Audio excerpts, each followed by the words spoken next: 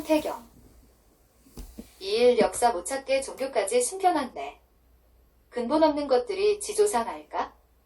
내비애미가 없으니 없는 신 믿지요. 그 시간에 부모 묘 참배하시오. 천도교 천주교 같은 것. 동학의 시천주 위천주는 천주 즉 천주교입니다. 실록, 양인이 가지고 들어온 종교, 산스크리트 문자와 비슷한 것은 영어 즉 이두문자입니다. 동학 농민운동은 농노들이 외세에부터 대한제국 붕괴를 목적으로 반란을 일으킨 사건이 이미 대륙에서 일어났었고 한반도, 강도 강화에서도 일어난 사건 족보에 농민운동했다고 되어 있으면 허위로 갖다 붙였다고 보시면 됩니다. 일본군 사상자가 한두 명인 것은 같은 편으로 후방에서 지원했기 때문입니다. 고종실록 한 권. 고종 1년 3월 1일 신축 세 번째 기사 1864년 청동치, 동치, 3년행 혹은 이 원조가 정사의 기본을 상소하다 천주학이란 것이 해외로부터 들어와서 점차로 우리나라를 물들여 놓았으나 신유년 1800일에 크게 토벌을 행하고 기해년 1839에는 반포문까지 내려서 왕법을 충분히 밝히는 동시에 백성들의 마음도 바로잡았습니다. 천주교 박해 기독교 박해. 그런데 어째서 근자에 음험하고 간사하기가 도깨비와 같은 무리들이 얼굴을 바꾸어 사사로 온 이름까지 달고는 어리석은 백성들을 속여 서로 유인하게 하고 귀신의 핑계를 대며 소란을 선동하는 일이 벌어집니까? 대개 바른 기운이 쇠약해지면 음침한 기운이 떠돌고 유교가 수거들면 음탕한 것이 고개를 축혀들기 마련입니다. 요즘 듣건대 유경공원의 학도들이 까닭없이 병을 핑계대고 공부를 성실히 하지 않으며 심지어는 교사가 돌아가겠다고 말하는 지경에까지 이르렀으니 매우 놀라운 일이다.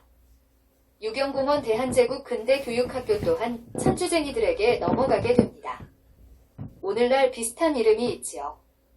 이제부터 좌원에서는 하루 건너원에 나가고 부원에서는 날마다 성실히 공부 하여 실지 성과가 있도록 해야 할 것이다. 이렇게 신칙한 후에 다시 종전의 버릇을 고치지 않으면 그의 부형은 엄하게 감처함을 면하기 어려울 것이다. 만일 부형이 없으면 천주를 경고할 것이며 해당 당상도 신칙하지 않은 잘못을 면하기 어려울 것이다. 이 내용을 가지고 엄하게 신칙하는 것이 좋겠다. 고종실록 한 권. 고종 즉위년 12월 20일 임진 6번째 기사 1863년 청동치, 동치, 2년 선전관 정운귀가 최재우와 동학에 대해 보고하다 선전관, 정운구가 올린 서계에 1. 신이 11월 12일에 공손히 전교를 받들어 무예별감, 양유풍, 장한익, 좌변포도청 군관, 이은식, 리은식 등을 거느리고 경상도, 경주 등지에서 동학의 괴수를 자세히 탐문하여 잡아 올릴 목적으로 바삐 성 밖으로 나가 신분을 감추고서 밤낮을 가리지 않고 달려갔습니다. 조령에서 경주까지는 400여 리가 되고 죽은이 모두 10여 개나 되는데 거의 어느 하루도 동학에 대한 이야기가 귀에 들어오지 않는 날이 없었으며 주막집 여인과 산골 아이들까지 그 글을 외우지 못하는 자가 없었습니다. 그리고 뒤천주라고 명명하고 또 시천주라고 명명하면서 조금도 부끄러워하지 않고 또한 숨기려고도 하지 않았습니다. 그러니 얼마나 오염되고 번성한지를 이를 통해서 알만합니다. 그것을 전파시킨 자를 염탐해보니 모두 말하기를 최선생이 혼자서 깨달은 것이며 그의 집은 경주에 있다고 하였는데 만 사람이 떠드는 것이 한 입으로 짓거리는 것과 같았습니다. 그래서 신은 경주에 도착하는 날부터 장시와 사찰 사이에 출몰하면서 나무꾼과 장사치들과 왕래하니 혹은 묻지도 않는 말을 먼저 꺼내기도 하고 혹은 대답도 하기 전에 상세하게 전해주었습니다. 그들이 최선생이라고 부르는 자는 아명, 이 복술, 이고 관명, 이 제우로서 집은 본주의 견곡면, 용담리에 있었는데 6년 전에 울산으로 이사가서는 무명을 사고 팔아 생계를 유지하다가 근년에 다시 본토로 돌아와 살고 있었습니다. 그는 간혹 사람들을 향하여 말하기를 나는 정성을 다해 하늘에 제사를 지내고 돌아오는 길에 공중에서 책 한 권이 떨어지는 것을 얻어서 공부를 하였다라고 한답니다. 사람들은 본래 그것이 어떤 내용인지 알지 못하는데 그가 홀로 선도라고 한답니다. 대체로 그 독도를 배우기 시작할 때에는 반드시 먼저 몸과 입을 깨끗이 하고서야 열색을 자 시천주조 화정영세 불망만사지 시천주조 화정영세 부망만사지를 전수해주고 또 그 다음에 8글자 지기금지원위대강 지기금지원위대강을 전수해준다고 합니다. 그것을 배우기를 원하는 사람은 반드시 화를 면하고 병이 제거되며 신명을 접하게 된다는 등의 말로 속이고 홀리면서 권유하는 바람에 그 말에 빠져들어가기 쉽습니다. 그렇기 때문에 비록 글자를 모르는 아녀자와 아이들도 미처 현혹되어 밤낮을 가리지 않는다고 합니다. 또 약을 먹는 법이 있는데 한번 그 약을 먹으면 이 학설에 전심하여 다시 깨달으려는 생각이 없으며 혹 약을 먹는 중에 금기하는 일을 조심하지 않다가는 크게 광증이 나서 남의 눈을 빼먹고 그 자신도 스스로 죽고 만다고 합니다. 무슨 약일까? 뽕이 아닐까? 아편전쟁으로 꾸며진 게 대한제국 패망 직전이니 매달 초하루와 보름에 돼지를 잡고 과일을 사서 궁벽한 산속으로 들어가 제단을 차려놓고 하늘에 제사를 지내면서 그를 외워 귀신이 내려오게 하는데 지금 이 괴수 최가의 집에서 금년만 해도 여러 차례 모여서 강설하였다고 합니다. 대개 처음 배울 때에도 예물이란 명목으로 전부 선생에게 바치고 전도를 받아 깨닫게 되면 재산을 털어 선생한테 주되 조금도 후회하거나 아까워하지 않는다고 합니다. 여러 명이 모여서 도를 강론하는 자리에서는 최가가 그를 외워 귀신이 내려오게 하고 나서 손에 나무칼을 쥔 채로 처음에는 무릎을 꿇고 있다가 일어나고 끝에는 칼춤을 추면서 공중으로 한길 남짓 뛰어올랐다가 한참 만에야 내려오는 것을 눈으로 본 사람까지 있다고 합니다. 작년에 최가가 잡혀 진영에 갇히게 되자 제자 수백 명이 와서 호소하기를 저희들의 공부가 본래 백성을 해치고 풍속을 파괴시키는 것이 아니니 저희 선생님을 속히 풀어주소서라고 하였답니다. 진영에서 즉시로 놓아주니 몰려다니면서 의심할 만한 자취를 보이지 않았고 또한 비상 한 일을 꾸민다는 말도 들리지 않았습니다. 그러나 원근을 막론하고 공부하러 오는 자는 날마다 늘어난다고 합니다. 이상과 같이 전해들은 여러 가지 이야기 중에는 황당한 내용이 있어 그대로 믿기가 어렵기 때문에 이달 9일에는 따로 양유풍 등을 곧바로 최복술이 살고 있는 곳으로 보내어서 자세히 염탐해 오게 하였습니다. 그들은 돌아와서 보고하기를 최복술에게 가서 만나 공부하고 싶다고 간절히 청하니 최복술은 조금도 비밀로 하거나 숨기는 것이 없이 흔쾌히 허락하였습니다. 또 한 사람이 와서 공부하겠다고 청하되 배우는 글을 소리내어 읽지 않고 마음속으로 외워서 읽으면 어떻겠느냐 하니 최복술이 말하기를 만약 단지 마음속으로 읽고 소리내어 읽지 않는다면 배우지 않는 것이 낫다고 하였습니다. 그 사람이 꺼리는 것이 있기 때문에 소리내어 읽을 수는 없다고 하자 최복술이 말하기를 그렇다면 배우지 않는 것이 좋겠다. 내 공부가 이루면 오직 하늘 이외에 다른 것은 두려워할 것이 없다고 하였습니다. 벽에도 써붙여 놓은 글이 많았는데 자회기, 범서와 같아서 그 글의 뜻이 무슨 일을 가리키는지 전혀 알 수 없었으나 필시 그 자가 공부하는 내용인 것 같았습니다. 범서 산스크리트어 브라마이 기원전 6세기경에 형성된 인도에서 가장 오래된 브라마이 문자를 말함. 굴다, 고프타, 실담, 시다. 데바나가리, 데이버너게리 등의 문자는 브라흐미 문자에서 발달한 것임. 이에 글씨를 하나 써달라고 하니 끝내 들어주지 않았기 때문에 다시 이튿날 또 오겠다고 약속하면서 비록 하루 이틀 사이라도 익힐 수 있는 글을 얻었으면 매우 좋겠다고 하였습니다. 그러자 최복술이 말하기를 이런 것은 최자원이나 이내겸, 내게 가서 물으면 저절로 배울 수 있을 것이다 라고 하였습니다. 최자원과 이내겸은 바로 경주 남문 밖에 사는 자들로서 최복술의 수제자라고 합니다 하였습니다. 지금 이렇게 따로 사람을 보내어 만나보고 문답한 조목 조목을 앞서 전해들은 이러저러한 이야기와 비교해보면 비록 목격하지 못한 한두 가지 일이 없지 않지만 대체로 은밀히 서로 부합하여 정령 의심할 것이 없는 것이 또한 많습니다. 최복술이 동학의 괴수라는 철안, 이 이미 정해졌기 때문에 신은 그날 밤에 비밀리에 본진의 장교와 나졸, 30명을 동원하여 양유풍 등으로 하여금 한밤중에 그 소굴을 곧바로 들이쳐 최복술을 결박하여 끌어내고 또 제자들 23인도 결박하였습니다. 신은 즉시 본부의 신분을 밝히고 먼저 최복술의 용모 파기를 봉초한 뒤에 형구를 채워 단단히 가두고 제자 등도 본부에 오게 엄하게 가두어 놓고서 공손히 처분을 기다리고 있습니다. 이른바 최자원과 이내겸 두 놈에 대해서는 본부의 비밀 관문을 띄워 잡아가두게 했으나 최자원은 먼저 눈치채고 도망을 쳤기 때문에 본부에 엄히 신칙하여 기어이 체포하게 하였습니다. 이내겸은 얼마 안 되어 체포되었기 때문에 또한 용모 파기를 봉초한 다음 형구를 채워 단단히 가두었다가 최복술과 함께 일체 압송해 올려보내겠습니다. 압수한 문서와 편지 등은 하나하나 단단히 봉하고 성첩하여 리은식에게 인계하였는데 그 문서 중에 론학이란 한 책에는 최복술이 동학의 거괴가 되는 근거가 그 중에 상세히 기록되어 있습니다. 신은 이제 올라가서 복명할 생각입니다. 하니 전교하기를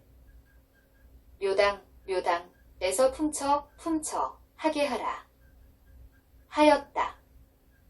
원본 도책 한 권 9장 비면 9편형인본 딜책 124면 분류 사법치안 사상동학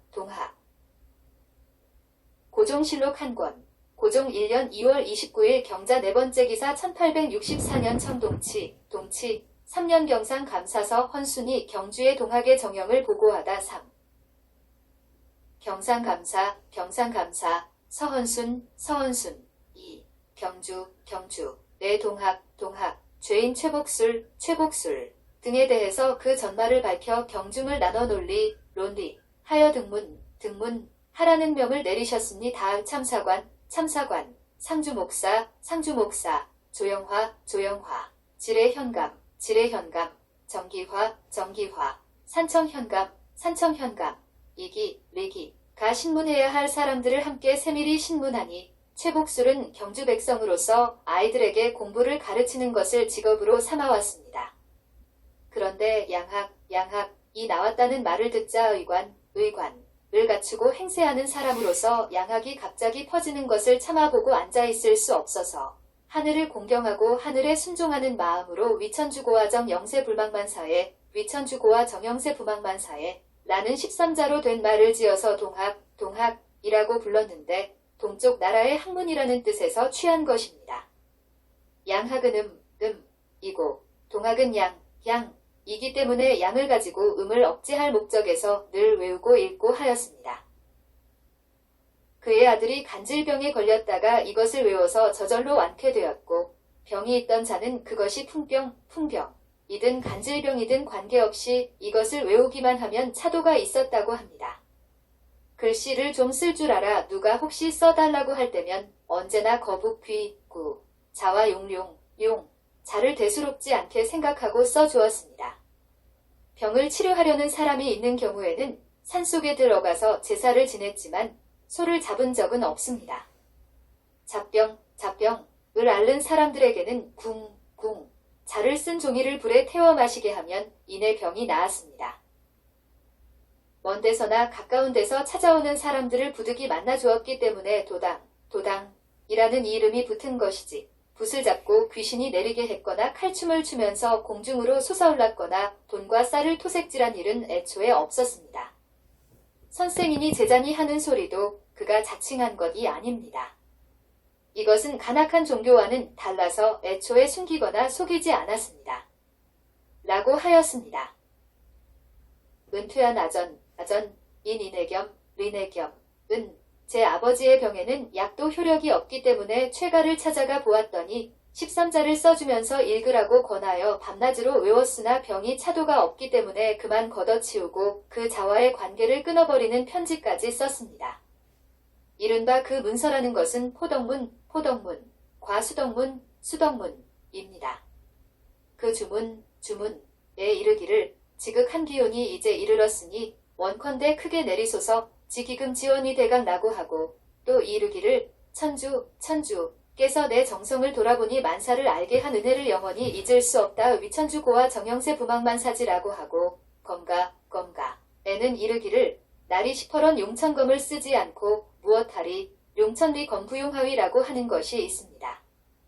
돼지고기, 국수, 떡, 과일을 가지고 산에 들어가서 하늘에 제사를 지낸 것은 병을 치료하자는 뜻에서 나온 것입니다. 최복술이 본래 글씨를 잘 쓴다는 소문이 있어서 거북, 귀, 구, 자, 용룡, 자, 구름, 자, 상서로울 상, 자, 의로울 자 등의 글자를 써서 사람들에게 주었는데 그러면 그 부형들이 약간의 돈이나 곡식으로 수고를 갚았을 뿐 실제 토색질을 한 적은 없습니다. 라고 하였습니다.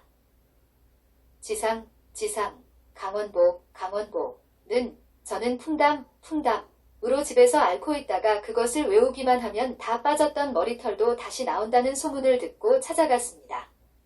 병이 나은 후로는 더 외울 맛이 없어서 그만두었습니다. 더 이상 말할 것이 없습니다. 라고 하였습니다. 박응환은 제가 병 때문에 최가를 찾아갔더니 그가 말하기를 정성스러운 마음으로 하늘을 공경하고 삼강오륜을 숭상하면 병도 나을 수 있다. 아침이 되면 수학 하는 것이 좋겠다고 하였습니다. 각기 잠자리로 돌아가 자던 중에 붙들려 왔으므로 다른 것은 더 말할 것이 없습니다. 라고 하였습니다. 동몽, 김의갑은 저는 최복술과 같은 동리에 살고 있는데 어떻게 감히 실정을 속이겠습니까? 최복술의 아들 최인득은 늘 나무칼을 가지고 뛰거나 춤을 추면서 용천리검이라는 노래를 불렀기 때문에 미치광이로 알고 절대로 상종하지 않습니다. 각종의 사람들이 모여드는 것이 적어도 30명 아래로 내려가지 않았는데 뒷산에 올라가 하늘에 제사를 지내면서 병이 낫게 해주기를 빌었으나 끝내 효력이 없었기 때문에 대다수 등지고 가버렸습니다. 그리고 최가의 행동이 황당해서 밤에 어디를 가노라고 횃불을 찾으면 온 동리가 비웃고 꾸짖었습니다. 라고 하였습니다.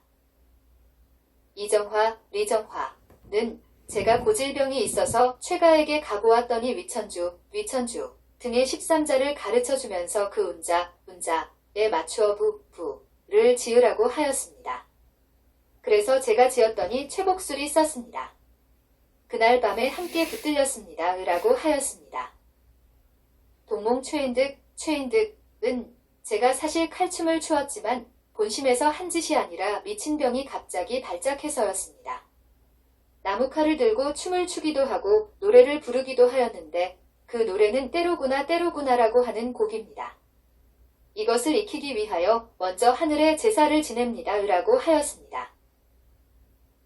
최복술의 두 번째 공초에 제가 경신년 1860경에 듣건대 양인이 먼저 중 국을 점령하고 다음에 우리나라로 오면 그 변을 장차 헤아릴 수 없다고 하기 때문에 13자로 된 주문을 지어 사람들을 가르쳐서 양인을 제어하기 위함입니다. 하늘에 제사를 지낸 것은 정성을 다하면 이롭지 않은 일이 없기 때문이었습니다. 양인의 책은 반드시 규로 이름을 달았는데 그 글자는 자의 밑에 2점을 찍은 것입니다. 그것을 불태워 마셔서 애군을 없애자는 것이었습니다. 처음 그 공부를 시작할 때에 몸이 떨리면서 귀신을 접했습니다. 그런데 하루는 천신이 내려와 가르치기를 요사이 바다 위에 배로 오고 가고 하는 것들은 모두 양인인데 칼춤이 아니고는 제어할 수 없을 것이다 라고 하면서 검가 한 편을 주었습니다. 문을 짓고 부를 지어 불렀는데 과연 그런 사실이 있었습니다. 그 외에는 더 말할 것이 없습니다. 라고 하였습니다. 이내겸, 리내겸의 두 번째 공초에 최복술이 이른바 건가 라고 하는 것은 때로구나. 때로구나. 이야말로 내 때로구나. 날이 퍼런 용천이검 용천비검을 쓰지 않고 무엇하리. 만대에 한 번 태어난 장부여 5만 년에 한 번 만난 때로구나. 날이 퍼런 용천검을 쓰지 않고 무엇하리. 춤추는 소매에 긴 장삼을 떨쳐 입고 이 칼, 저 칼 바로 잡고 호호망망 넓은 천지에 한 몸을 기대고 서서 검가 한 곡조를 부르노라. 때로구나 때로구나 노래를 부르니 날이 퍼런 용천검이 해와 달에 번쩍이는구나. 늘어진 소매가 달린 장삼으로 우주를 덮으리. 예로부터 이름난 장수들 어디로 갔단 말인가. 장부가 앞에 나서니 장사도 소용없구나. 때로구나 때로구나. 좋구나. 이야말로 내 때로구나. 좋구나을 하는 것입니다. 이른바 약이라고 하는 것은 자에서 그 글자 반쪽의 뜻을 취한 것으로서 종이 위에 둥그런 원을 그려놓고 종이의 가장자리에 자 두 자를 써넣은 것인데 해석하기를 그 이름은 태극이라고도 하고 또 궁궁이라고도 한다고 하였습니다. 이른바 크게 내린다는 내용을 담은 팔자는 이것만 외우면 몸이 떨린다고 합니다. 들은 것을 다 고하였습니다. 라고 하였습니다. 조상빈은 제가 최복수를 만나보니 천신이 내려와서 분명히 나에게 가르치기를 금년 2월과 5월 사이에 양인이 의주로부터 들어올 것이라고 하였는데 내 통문을 가지고 일제히 따라가라. 이 춤을 익힌 자가 앞으로 나라를 보전하고 백성을 편안하게 하여 공을 세울 것이니 내가 고관이 되면 너희들은 각기 다음 자리에 벼슬 들을 하게 될 것이다. 라고 하였습니다. 리정화의 두 번째 공초에 최복술이 제사를 지낼 때 저는 귀신을 내리게 하는 글을 외우고 최복술은 칼을 휘둘렀습니다. 글씨를 잘 써서 병을 빨리 낫게 하였는데 연병 귀신은 달아나고 학질 귀신은 사라져라에는 주문이었습니다. 이른바 약이라고 하는 두 개의 자를 혹 불태워 마시기도 하고 혹 씹어서 삼키기도 하는데 최복술이 그 뜻을 해석하기를 옛날 임진년 1592 이나 임신년 1812에는 이가 송송에 있다고 하고 가가에 있다고 하였지만 갑자년 1864에는 이가 궁궁에 있기 때문에 궁자를 불태워서 마시면 제어하기에 충분하다고 하였습니다. 라고 하였습니다. 최복술의 세 번째 공초에 양인이 나온다고 하는 것은 간사한 마귀에 속은 것이고 갑자년 1864에는 이가 궁궁에 있다는 소리는 전에 내려오는 말입니다. 마귀라는 것이 분명히 와서 이르기를 개해년 1863 12월 19일에는 양인이 나올 것이고 갑자년 1864 1월에는 응당 들려오는 이야기가 있을 것이다. 개해년 10월에는 내가 하양현감이 되고 12월에는 리조판서가 될 것이다. 라는 것이었습니다. 도 마귀가 시킨 노릇입니다. 글씨를 쓰는 것도 귀신을 접한 이후 더욱 기묘해져서 써달라는 자가 많았기 때문에 종종 써주었습니다. 하루에 몇백 리를 걷는다는 설에 대해서는 본래부터 걸음이 느려서 몇십 리만 걸어도 발이 부르틀 지경입니다. 가마를 타고 다닌다는 설은 과연 지난해의 신영, 과영천, 땅에 갔다 온 일이 있습니다. 1월산에서 소동을 일으켰다는 설은 어떤 사람이 그 산에 들어가서 제사를 지냈다고들 하는데 제가 들어갔던 것은 아닙니다. 더 아뢰 말이 없습니다. 라고 하였습니다. 리내겸의 세 번째 공초에 1월산에 대한 설은 진보에 사는 사람들이 산 밑에 임시 거처를 만들어 놓고 모여서 공부한 것이라고들 합니다. 최복술이 산에 들어갔다는 이야기는 듣지 못했습니다. 라고 하였습니다. 동몽성일규는 제가 시험 삼아 건무를 배울 초기에는 몸이 떨리는 듯 했으나 끝끝내 공중으로 솟아오르게 된 일은 없었습니다. 라고 하였습니다. 최복술의 네 번째 공초에 옥편과 같은 책에서 자를 도교의 경서라고 해석하였으니 서학, 도교의 경서와 같은 종류인 것 같습니다. 법칙으로 생각건대 가 궁궁에 있다고 한 것은 자 밑에 두 개의 점이 바로 궁궁이 되는 것을 취한 것 같습니다.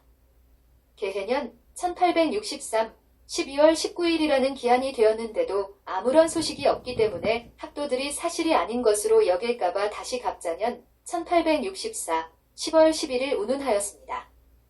만약에 이 달도 그냥 지나면 다시는 공부를 하지 말자는 뜻으로 서로 약속을 하였습니다. 돈이요, 양곡이요, 갑옷이요, 병기요 하는 등의 문제에 대해서는 서양 도적이 나오더라도 주문과 칼춤으로 도적을 막을 것이고 하늘 귀신의 도움을 받을 것이니 무슨 준비가 필요하겠습니까? 라고 하였습니다. 강원보의 두 번째 공초에 최복수리 이 도적들은 불로 하는 공격을 잘함으로 무력으로 막을 바가 아니다. 오직 동학이라야 그 무리를 모두 섬멸할 수 있다 라고 하였으며 또 양인이 일본에 들어가서 천주당을 세웠고 우리 동방에 와서 또 그런 것을 세우려고 하지만 내가 응당 소멸할 것이다 라는 것이었습니다 라고 하였습니다. 리정화의 두 번째 공초에 최가가 말하기를 나무의 날카로움이 쇠보다도 더하면 양인들의 눈이 현혹하여 보검인 줄 알게 되므로 제 아무리 든든한 갑옷과 날카로운 무기를 가졌더라도 감히 우리에게 접근하지 못할 것이다 라고 하였습니다. 그리고 최가와 가장 친밀한 사람들로서 수제자라는 자들은 곧 최자원, 강원보, 백원수, 최신호, 최경호 등입니다 라고 하였습니다. 백원수는 저의 집의 고노인 김인찬 이 동학을 외우던 끝에 갑자기 광기가 발작하여 아들 김용성과 함께 귀신이 내렸다고 합니다. 그러면서 불을 들어 큰 글씨로 김인찬은 대장이 되고 김용성은 중군이 되고 강원보는 훈도가 될 것이다 라고 썼습니다. 그래서 그 고노를 곧 내쫓았습니다 라고 하였습니다. 모두 대지라고 공초를 받아 이번에 요사스러운 공부를 하고 있는 무리들을 철저히 구획하였습니다. 최복술은 본래 요사한 부류로서 감히 황당한 술책을 품고 주문이란 것을 꾸며내어 요망스러운 말로 선동하였습니다. 뒤천주라는 설에서는 서학을 배척한다고 하였지만 도리어 사학의 포덕문을 답습하였고 고의적으로 거짓말을 꾸며 은밀히 나쁜 마음을 실현해 보고자 하였습니다. 자 약은 비방에서 나왔다고 하였고 건무를 추면서 흉악한 노래를 퍼뜨렸으며 평온한 세상에 난을 생각하고 은밀히 도당을 모았으며 걸핏하면 귀신이 가르친 것이라고 하였습니다. 그 술법은 바로 한 나라 때 누런 두건을 쓴 도적들과 같은 것이고 누구에게나 돈과 곡식을 가져다 바치게 하였으니 그 무리는 바로 한 나라 때 미적과 같은 것입니다. 법이 더없이 엄한 이상 조금도 용서할 수 없습니다. 강원보 등은 용서받지 못할 죄를 범하였고 정석교 등도 엄하게 감처해야 할 것입니다.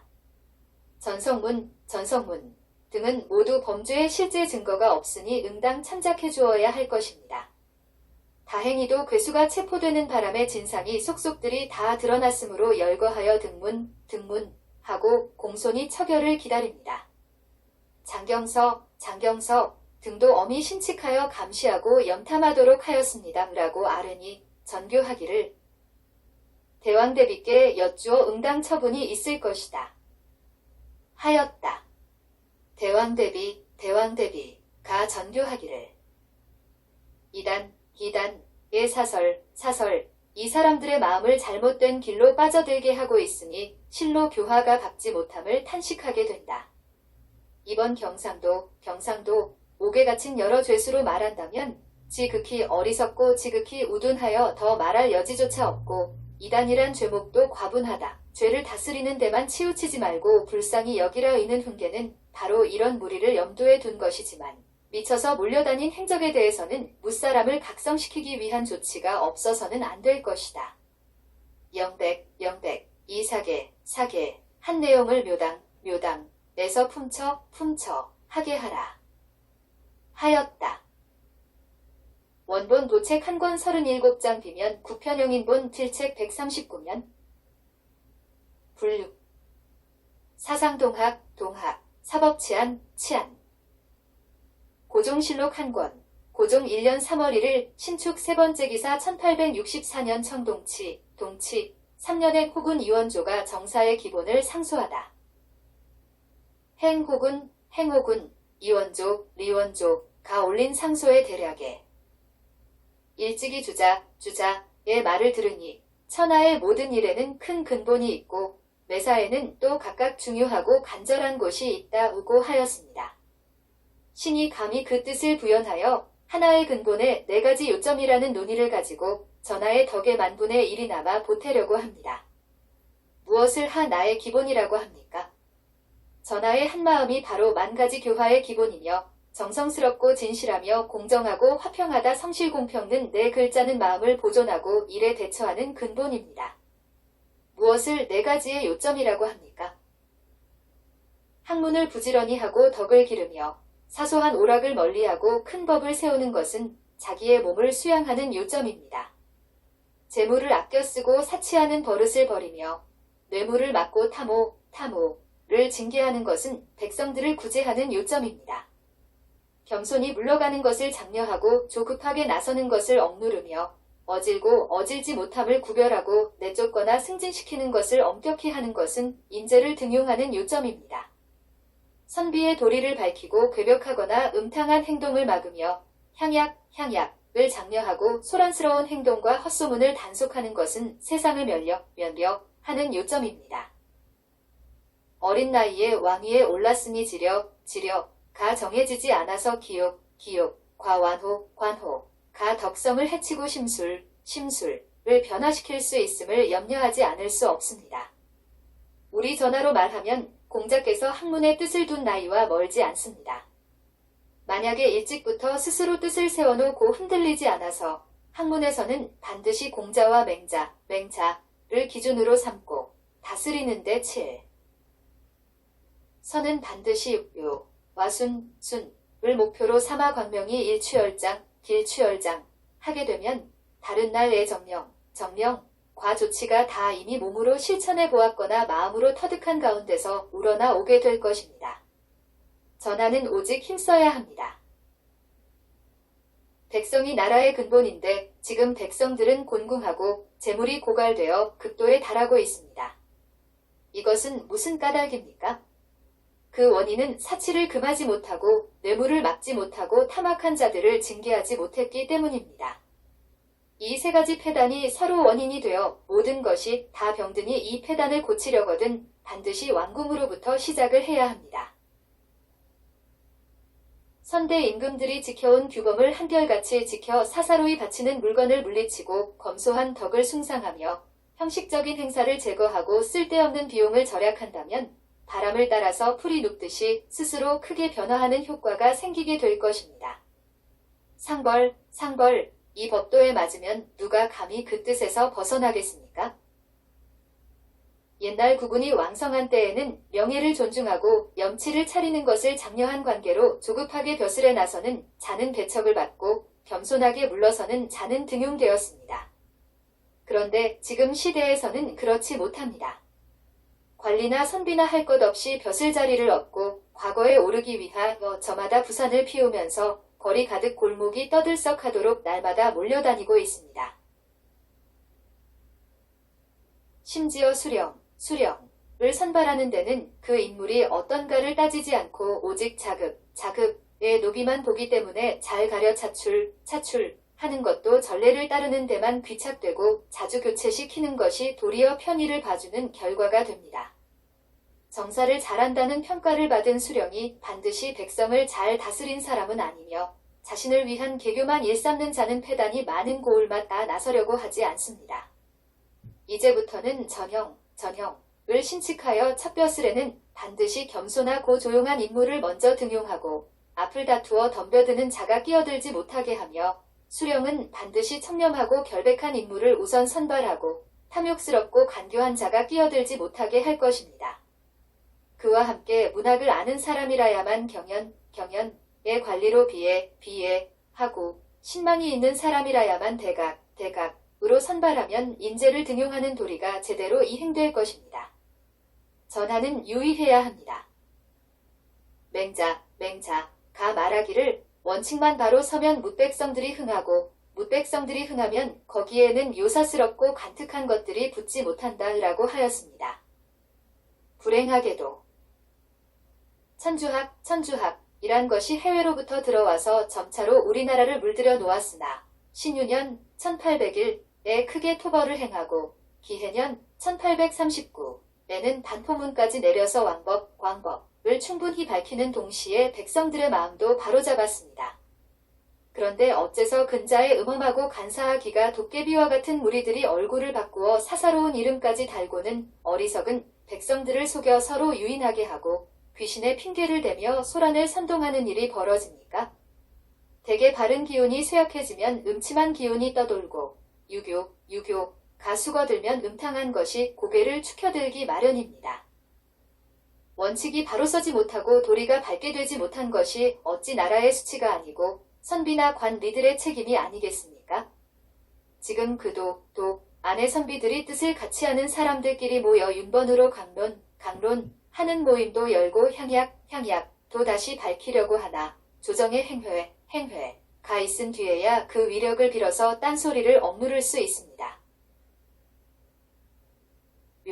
묘당에서 본도의 관문을 보내 과호에 대한 법을 엄격히 시행하여 독립하다 잡된 무리들이 발을 붙일 수 없게 하며 사강에 대한 규정을 다시 시행하여 향교와 서원의 선비들로 하여금 효경과 소학 등의 책을 통독하게 하여 과시의 조흘을 대신하게 할 것입니다.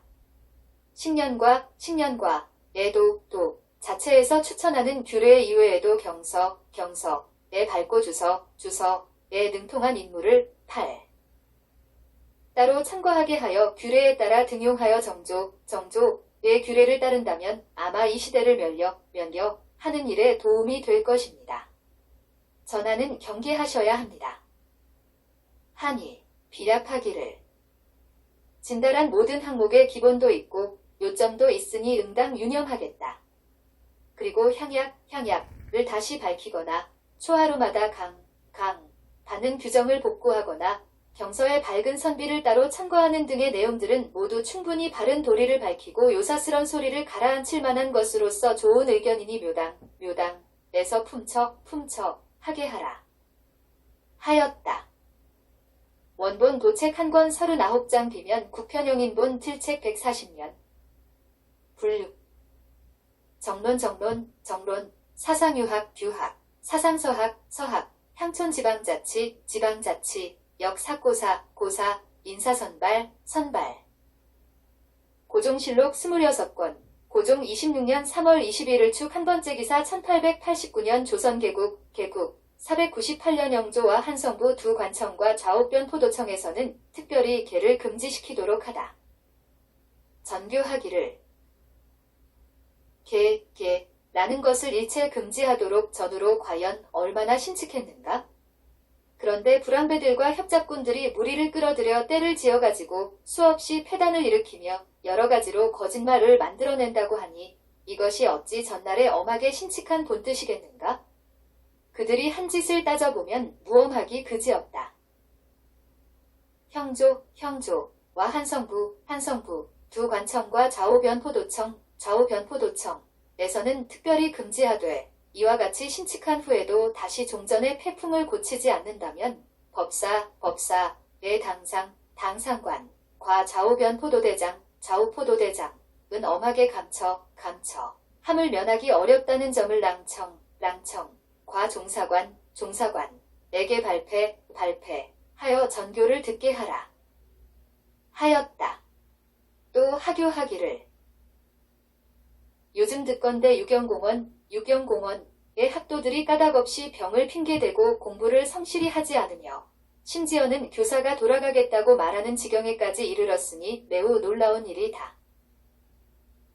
이제부터 좌원에서는 하루 건너원에 나가고 구원에서는 날마다 성실히 공부하여 실지 성과가 있도록 해야 할 것이다. 이렇게 신칙한 후에 다시 종전의 버릇을 고치지 않으면 그의 부형은 엄하게 감처함을 면하기 어려울 것이다. 만일 부형이 없으면 천주를 경고할 것이며 해당 당상도 신칙하지 않은 잘못을 면하기 어려울 것이다. 이 내용을 가지고 엄하게 신칙하는 것이 좋겠다. 하였다.